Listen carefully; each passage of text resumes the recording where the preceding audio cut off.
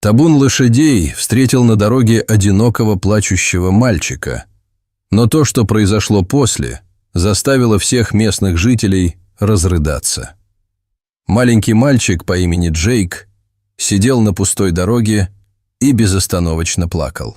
Его лицо было покрыто пылью, а одежда была старой и местами порванной. Холодный ветер обжигал кожу, делая его одиночество еще более невыносимым. Вокруг простирались бескрайние поля, и с каждой минутой страх все сильнее сжимал сердце Джейка. Он громко звал родителей, но его голос терялся в вечерней тишине. Ветер шелестел травой и доносил звуки, которые напоминали ему о приближении ночи. Дорога была пуста, и никто не пришел ему на помощь. Джейк был совершенно сбит с толку и не знал, что делать дальше. Внезапно он заметил вдалеке небольшой табун лошадей. Сначала они казались крошечными точками на горизонте, но животные быстро приближались к Джейку. Мальчик затаил дыхание, надеясь, что эти величественные существа не причинят ему вреда. Его сердце бешено колотилось в груди, когда он видел, как они увеличиваются в размерах. Джейк инстинктивно отступил в сторону, сжимая кулаки от страха и напряжения. Но лошади замедлили шаг и осторожно приблизились к мальчику. Они навострили уши и внимательно наблюдали за ним. Воздух наполнился тишиной, нарушаемой только звуком их дыхания. Одна гнедая кобыла тихо фыркнула и медленно шагнула вперед. Ее большие карие глаза смотрели спокойно и мудро. Подойдя ближе, она нежно коснулась мальчика своим мягким носом. Джейк затаил дыхание, наблюдая за каждым ее движением. Его страх постепенно сменился любопытством. Он протянул руку и осторожно погладил кобылу по морде.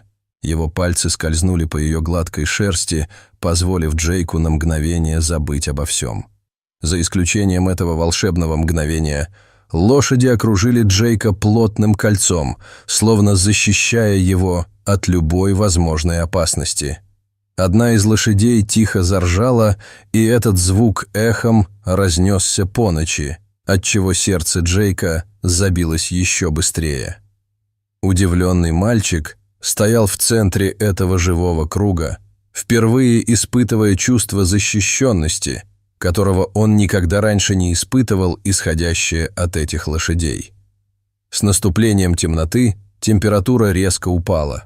Холод пробирал до костей, и каждый вдох давался все труднее. Лошади тронулись с места, и хотя Джейк замерзал, он последовал за ними, потому что ему больше некуда было идти.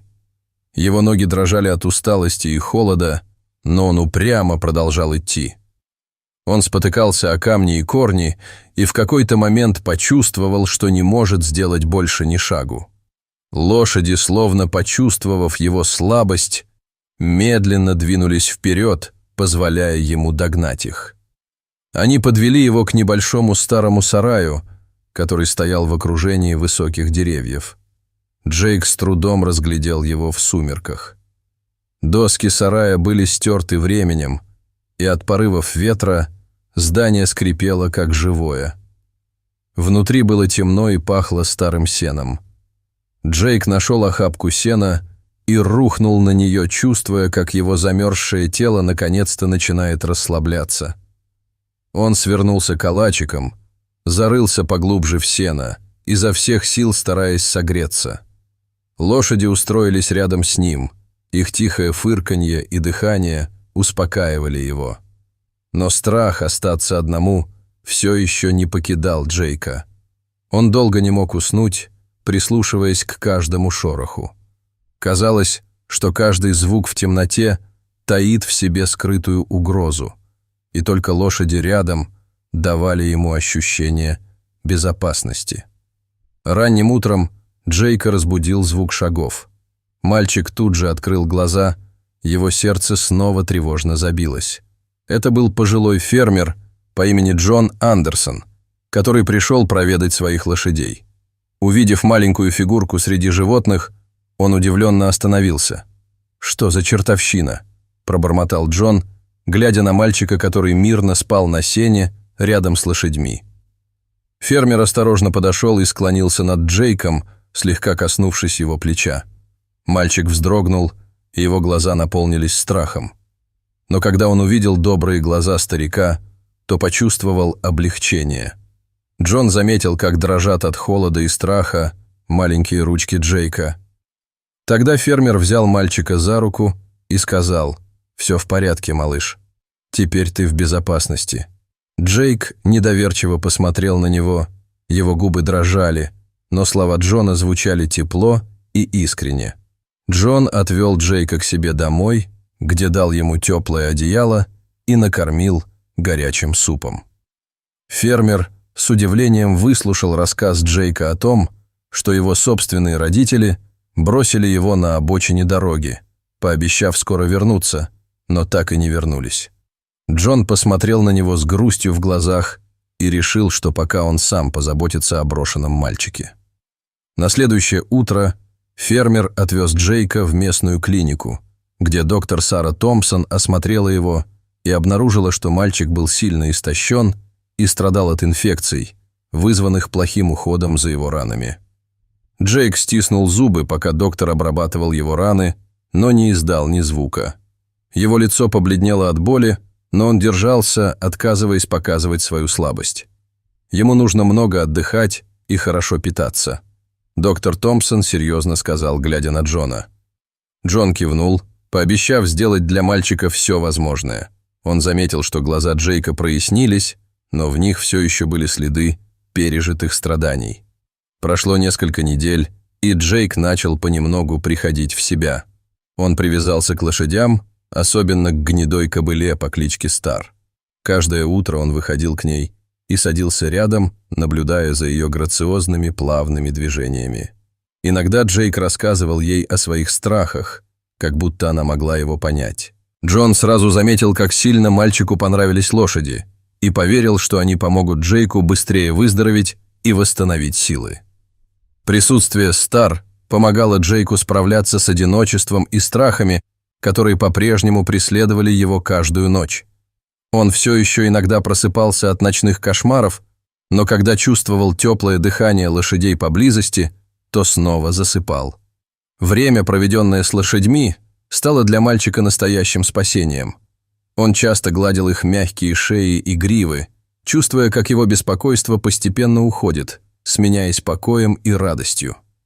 Лошади стали для Джейка больше, чем просто животными. Они стали его опорой в мире, который внезапно повернулся к нему спиной. Молва о Джейке быстро распространилась по городу, и многие местные жители начали предлагать свою помощь. Семья Уилсонов привезла одежду, и миссис Грин, бывшая учительница, начала работать с Джейком, чтобы помочь ему справиться с учебой. Но несмотря на то, что он был окружен вниманием и заботой, Джейк все равно иногда просыпался от ночных кошмаров, в которых он снова был один на пустой дороге и громко плакал. Но никто не пришел ему на помощь. Однажды ночью мальчик проснулся от крика, и Джон немедленно бросился к нему. Мальчик всхлипывал, прячась под одеялом, а Джон сел рядом с ним, обнял его за плечи и тихо прошептал: «Ты больше не один, Джейк. Я здесь, с тобой». В этот момент Джейк постепенно начал верить, что этот добрый человек действительно никогда его не бросит. Однако мирная жизнь фермера и его необычного гостя вскоре была нарушена. Однажды утром настоящие родители Джейка появились на пороге дома Джона в сопровождении полицейского. Они стояли на крыльце, выглядя измученными. Джейк замер, когда узнал их. Слезы навернулись у него на глаза, когда он увидел, что его мать бежит к нему в слезах. «Джейк, милый, мы так долго искали тебя». Его отец стоял рядом с ней, вытирая слезы с глаз. Они рассказали офицеру полиции и Джону, что были вынуждены оставить Джейка на дороге, потому что потеряли свой дом и деньги. Родители были в полном отчаянии. Но они надеялись, что кто-нибудь сжалится над их сыном и позаботится о нем лучше, чем они могли бы. Через некоторое время они пожалели о своем жестоком решении и начали поиски сына, как только наладили свое финансовое положение. Джейк внимательно слушал, что говорили его мама и папа. Едва двигаясь и глядя на родителей с явным недоверием, в его душе поднялась буря эмоций – облегчение, гнев и замешательство. Джейк стоял между родителями и Джоном, не зная, что делать. Его сердце разрывалось от противоречивых чувств. Он по-прежнему любил своих родителей, но теперь он нашел новый дом с Джоном и лошадьми, которые станут его лучшими друзьями. Внезапно мальчик почувствовал, как Стар нежно коснулась носом его плеча, словно напоминая, что она всегда будет рядом с ним. Джон также не верил в добрые намерения родителей Джейка, которые так жестоко бросили его одного на пустынной дороге. Из-за этого вскоре началось разбирательство по поводу опеки над Джейком. В суде мальчик рассказал судье, как лошади нашли его на дороге, как Джон заботился о нем и как местные жители тепло встретили его и помогли ему. Голос мальчика дрожал, когда он рассказывал о Стар, которая стала для него гораздо большим, чем просто добрая лошадка. Джейк сказал, что не мог оставить ее, потому что она спасла его не только физически, но и эмоционально. Мальчик посмотрел прямо на судью, и в его глазах была решимость никому не позволить отнять то, что он обрел у этого доброго фермера и его лошадей. Судья внимательно выслушала его, а затем решила лично посетить ферму Джона, чтобы увидеть все своими глазами. Когда судья прибыла на ферму и увидела, что Джейк проводит время с лошадьми, ее сердце смягчилось. Она наблюдала, как Стар подошла к мальчику и нежно подтолкнула его носом, а он погладил ее по морде и счастливо улыбнулся. Это было трогательное зрелище, и судья поняла, что их связь была невероятно глубокой. Остальные лошади окружили Джейка точно так же, как в первый раз, когда они окружили его на дороге, защищая одинокого мальчика. Казалось, эти животные понимали, что он один из них, и не позволяли никому подходить слишком близко, если это могло причинить ему вред. Вернувшись в зал суда, судья огласила свое решение. Джейк останется с Джоном, но его родителям будет разрешено регулярно видеться с сыном. Джейк был очень рад, что может остаться с Джоном и лошадьми, но он также был рад, что все еще может иногда видеться с родителями. Постепенно жизнь Джейка начала налаживаться.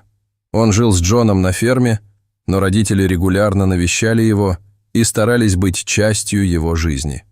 С каждым днем Джейк становился все увереннее и сильнее. Ночные кошмары беспокоили его все меньше и меньше, и он все больше наслаждался жизнью на ферме.